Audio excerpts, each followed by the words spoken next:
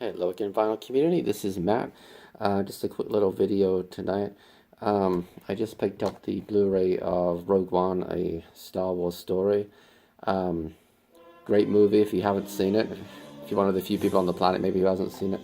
But that got me thinking about one of my other favorite movies, and that is Back to the Future. And actually not just the movie, the first movie, but the entire trilogy. And to be honest, probably Back to the Future 2 is my all-time favorite one out of the three, but they're all great. I mean, yeah, you really can't go wrong with them. And I got to thinking about Back to the Future because not only is it a great movie, but it also has an amazing soundtrack too. I mean, to me, it's just a absolutely iconic soundtrack. Everybody knows it. It's like Star Wars or Superman or something. I mean, I just think that just about everyone can hum or recite the Back to the Future theme song. So I don't have the actual soundtrack on vinyl or CD or anything. What you're hearing now is on the computer, but I do have Huey Lewis in the News, The Power of Love on 7-inch single, and it does have the Back to the Future logo on it. And in fact, if I take the record out here so you can see the back of it has a very big Back to the Future logo on it, right there. And you know, again, the Power of Love, iconic '80s track. Just you know, it's probably Huey Lewis in the News' most famous song. Yeah, whether they like that or not, I don't know. But getting back to the movie, so I live in Southern California, and there are, of course, a ton of movie locations around here. I mean, you name the movie, there's a good chance that at least one scene was shot somewhere in Southern California, if not dozens of scenes. Back to the Future is no exception. There's a church, I think, in Whittier, which I think Whittier might. I'm trying to think if it's in Orange County or if it's in LA County. Anyway, it's in Southern California. Whittier has this church, and that was used as the school that Lorraine, Marty's mother, goes to, and of course his father, and then Marty briefly attends as well. That was used for the outside shots for the school. I think there's a street, I want to say it's in Reseda or somewhere like that, that was used for Marty McFly's house. There's, let me think, the tunnel. If you remember the scene from Back to the Future 2, with Biff in the car and he's chasing Marty through the tunnel, which looks like a super, super long tunnel. It's actually tiny. They used a lot of clever camera trickery to make it look like a tunnel that was half a mile long. It's not. You could probably walk through that tunnel in 30 seconds. It's near the Griffith Park Observatory. It's on the way up there, actually, on the way up the hill.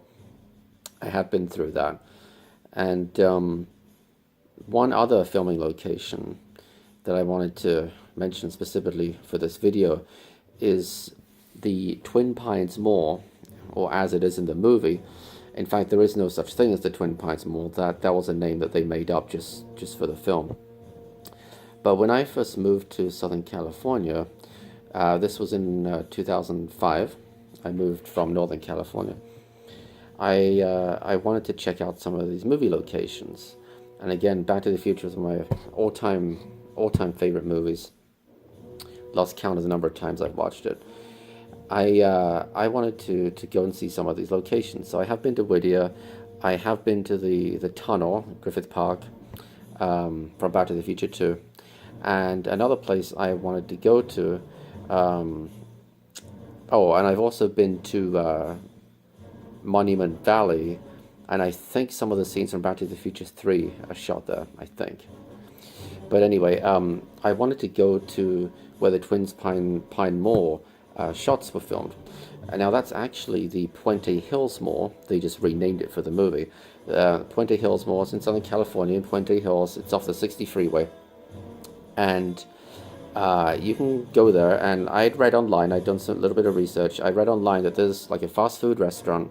If you go to where that restaurant is, you're essentially at the point where Marty McFly first looks out over the mall. Like when he first arrives there early on in the movie, he's got his JVC Walkman going, and he pulls up on his skateboard, and he sees the truck down there that Doc Brown eventually emerges out of, etc. You know, you've seen the movie, you know the story. So I wanted to go down there and just check it out, and sure enough, I found the fast food restaurant, and you can look down over the parking lot, and it's kind of cool. Some of it's changed, but the shape of the buildings is still the same. I think in the movie there's like a Macy's or a J.C. Penney.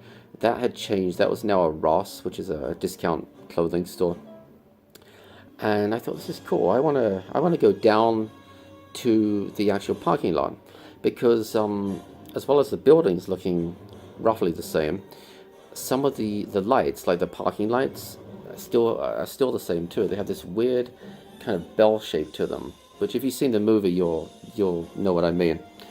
And I had XM satellite radio in my car, and as I'm going down to the parking lot, driving down, I get on the XM radio and I change it to the cinema channel. There was a channel where they play theme music, and I'm not kidding, God's honest truth. As I change the channel, and as I'm going down, this is what comes on the radio. Here it comes.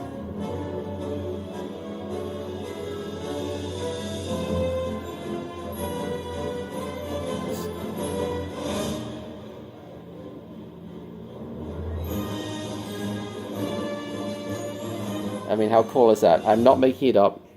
That was just one of those, I don't know, fate or whatever you want to call it. Right as I'm going down there, flick on the XM, and they're playing the Back to the Future music.